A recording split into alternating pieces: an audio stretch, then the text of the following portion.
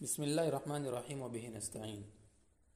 چونکہ نیت روزے کے لیے شرط ہے، اس لیے یہ معلوم کرنا ضروری ہے کہ نیت کس وقت سے کس وقت تک کی جائے گی۔ تو اس سلسلے میں ہم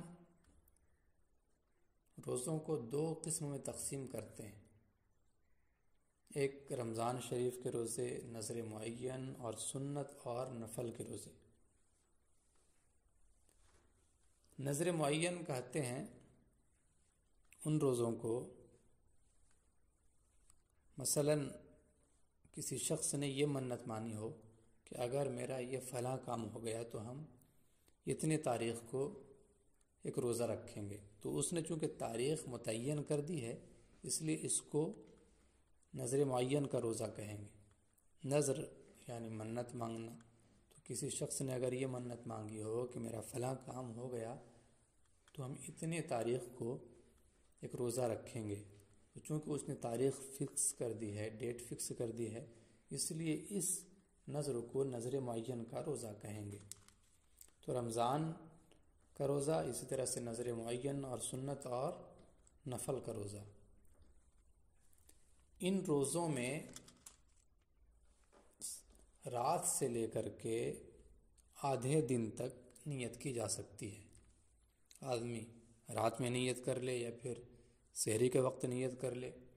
اگر سحری کے وقت نیت نہیں کر پایا تو آدھا دن سے پہلے تک نیت کر لینا ضروری ہے۔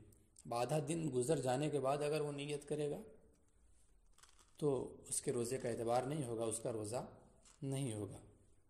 یہ دن سے مراد ہے شرعی دن۔ شرعی دن کہتے ہیں صبح صادق سے لے کر، یعنی جس وقت سحری کا وقت ختم ہوتا ہے اس وقت سے لے کر کے سورج کے ڈوبنے کے وقت تک، یہ ایک دن کہلاتا ہے۔